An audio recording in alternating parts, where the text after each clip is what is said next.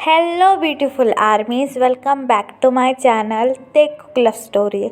आज मैं आप लोगों के साथ शेयर करने वाली हूँ माय मिस्टेक पार्ट 19। तो फिर चलिए शुरू करते हैं। एट नाइट जो है वो तायोंग पता नहीं कि आज जंगकुक का वेट कर रहा था। अजुम्मा तायोंग के रूम में डिनर लेकर आती है और बड़े ही पोलाइटली तायोंग से कहती है, सन तुम्हारा डिनर रेडी है, लो अपना माउथ ओपन करो, मैं तुम्हें खाना खिला देती हूँ। लेकिन तायोंग अपनी सैड ट्यून में अजुम्मा से कहता है, क्या तुम्हारे किंग घर पर नहीं आए? तायोंग की ऐसी बात सुनकर अजुम्मा स्माइल करती है और तायोंग से कहती है, नहीं, अभी किंग घर नहीं आए, वो बाद में आ जाएंगे, तुम पहले खा लो, तुम्हें मेडिसिन्स भी लेनी है ना।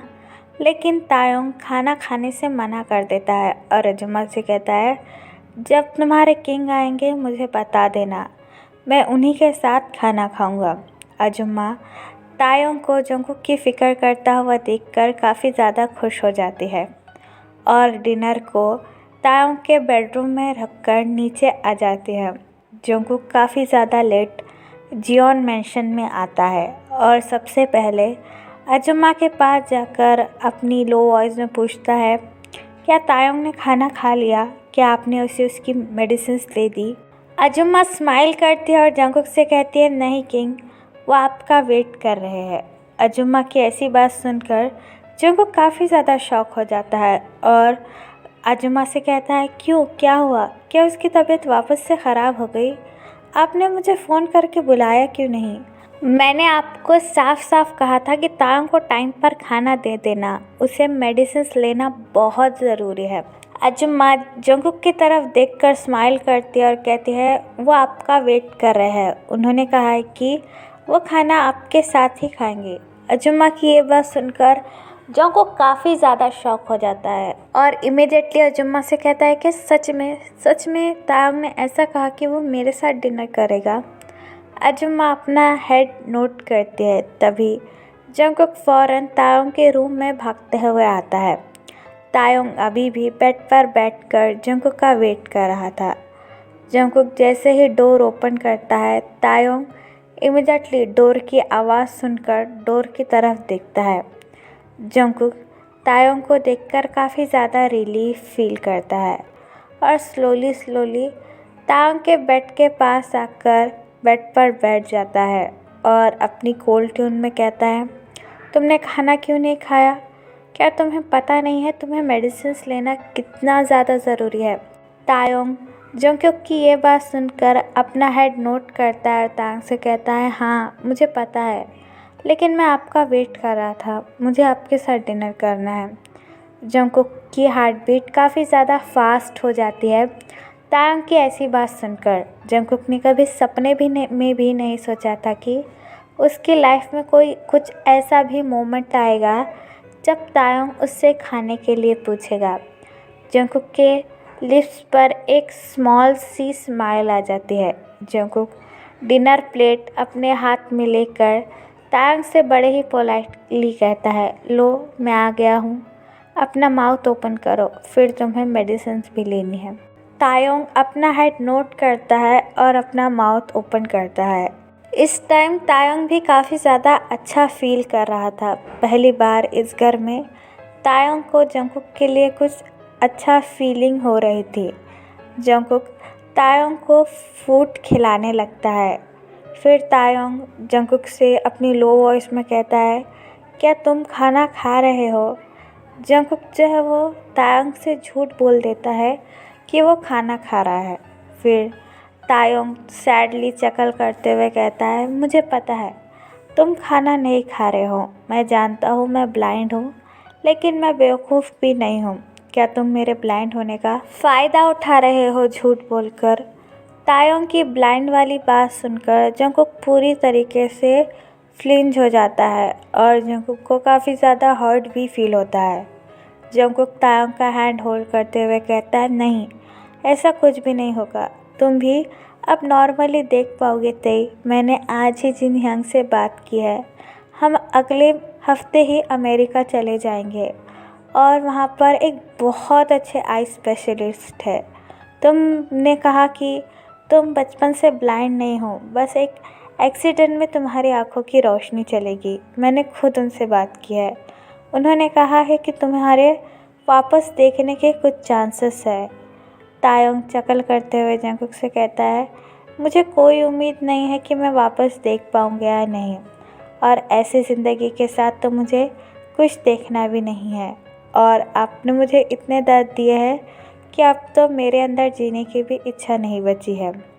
जंगकुक तायोंग की ऐसी बातें सुनकर पूरी तरीके से टूट जाता है और जंगकुक की आंखों से आंसू भी निकलना शुरू हो जाते हैं। जंगकुक तायोंग से कहता है, मैं मानता हूँ मैंने बहुत ज़्यादा गलत किया है। मेरी कुछ गलतियाँ तो ऐसी है जो माफ़ी के लायक भी नहीं है, लेकिन मैं अपनी गलती सुधारने का एक मौका चाहता हूँ। मैं प्रॉमिस करता हूँ कि मैं तुम्हें कभी भी हर्ट नहीं करूँगा और हमेशा तुम्हें इस जालिम दुनिया से प्रोटेक्ट करूँगा। मैं मानता हूँ मैं भी एक मॉन्स्टर हूँ जिसने तुम्हारी पूरी लाइफ डिस्ट्रॉय कर कर रख दी है, लेकिन मैं हमेशा आज से तुम्हें प्रोटेक्ट करूँगा। मेरे होते हुए तुम्हें कोई भी हर्ट नहीं कर पाएगा। बिलीव मिती, मैं सच में अपनी सारी गलतियों के लिए काफ़ी ज़्यादा गिल्टी हूँ, और कुछ गलतियाँ तो ऐसी है जिसके लिए मैं मर भी जाऊँ तो वो भी शायद कम ही होगा। तायोंग जंगकुक की ऐसी बातें सुनकर काफ़ी ज़्यादा हर्ट फील कर रहा था। तायोंग का हार्ट काफ़ी ज़्यादा फास्ट बीट करना शुरू कर देता है जब जंगकुक उससे मरने वाली बात कहता है। तायोंग इमिडिएटली अपना हैंड जंगकुक के माउथ पर रखते हुए कहता है, नहीं, ऐसा मत कहो, मैं कभी नहीं चाहूँगा कि तुम्हें कुछ हो जाए। तायोंग के इस सडन रिएक्शन से जंगकुक काफ़ी ज़्यादा शॉक हो जाता है और तायोंग को भी अभी बिल्कुल भी होश नहीं था कि आखिरकार उसने किया क्या है। कुछ देर तक जंगकुक और तायोंग एक ही पोजीशन में बैठे रहते हैं। फिर तायोंग अपना हैंड जंगकुक के माउथ से हटाकर कहता है, मुझे मेडिसिन्स दे दो, मुझे काफ़ी ज़्यादा नींद आ रही है। जंगकुक तायोंग की ये बात सुनकर हेड नोट करता है और तायोंग को मेडिसिन्स खिला देता है। तायोंग मेडिसिन्स खाकर बेड पर लेट जाता है। जंगकुक तायोंग की पूरी बॉडी को बेडशीट से कवर कर देता है और जंगकुक तायोंग के बेडरूम से जाने ही वाला था कि तभी तायोंग जंगकुक के फुट स्टेप की आवाज़ सुनकर जंगकुक का हैंड होल्ड कर देता है। जंगकुक तायोंग के इस सडन रिएक्शन से काफ़ी ज़्यादा शॉक हो जाता है और टर्न अराउंड होकर अपनी लो ट्यून में तायोंग से कहता है, कहो, क्या तुम्हें कुछ चाहिए? क्या मैं तुम्हारे लिए कुछ लेकर आऊँ? तायोंग जंगकुक से अपनी लो वॉइस में कहता है, तुम कहाँ जा रहे हो? जंगकुक डोर की तरफ देखते हुए कहता है, मैं अपने रूम में जा रहा हूँ, तुम रेस्ट करो। कोई भी चीज़ की ज़रूरत हो तो मैं अजुमा को तुम्हारे पास भेज दूँगा। तायोंग इमीडिएटली जंगकुक से कहता है, नहीं, तुम यहाँ पर रुक जाओ। जंगकुक तायोंग की बातों पर बिल्कुल यकीन ही नहीं कर पा रहा था कि वह आखिरकार जंगकुक से कहना क्या चाहता है। तायोंग ने कल ही जंगकुक से कहा था कि वो जंगकुक से नफरत करता है, और आज सडनली तायोंग का इतना चेंज बिहेवियर देखकर जंगकुक को कुछ अजीब सा फील होता है। जंगकुक तायोंग से कहता है, नहीं, तुम रेस्ट करो, मैं मेरे रूम में चला जाता हूँ, तुमको मेरे होने से अनकंफर्टेबल फील होगा। जंगकुक की ऐसी बात सुनकर तायोंग को काफ़ी ज़्यादा बुरा लगता है और तायोंग अपनी हर्ट वॉइस में जंगकुक से कहता है, क्यों? क्या मैं अब तुम्हारे कुछ काम का नहीं हूँ जो तुम मेरे पास नहीं आना चाहते? जंगकुक तायोंग की ऐसी बात सुनकर पूरी तरह से ब्रोकन हो जाता है और तायोंग के दोनों हैंड होल्ड कर कहता है, नहीं तई, तुम ऐसे क्यों बात कर रहे हो? तुम मेरे लिए बहुत ज़्यादा प्रीशियस हो, मैं तुम्हारे लिए कभी भी इस तरीके की बात नहीं सोच सकता। तुम मेरे होने से काफ़ी ज़्यादा अनकंफर्टेबल फील करते हो, इसलिए मैंने कहा था कि मैं यहाँ से चला जाऊँगा और अजुमा को तुम्हारे पास भेज दूँगा ताकि तुम्हें कोई तकलीफ़ ना हो। तायोंग जंगकुक की ये बात सुनकर जंगकुक से कहता है, नहीं, मैं चाहता हूँ कि आज तुम मेरे पास ही रहो, मुझे अजुमा नहीं चाहिए, वो भी काफ़ी ज़्यादा थक चुकी होंगी तो रेस्ट कर रही होगी। तुम आज मेरे बेडरूम में मेरे पास ही सो गए। जंगकुक को तायोंग की ऐसी बातों से काफ़ी ज़्यादा बेटर और अच्छा लग रहा था।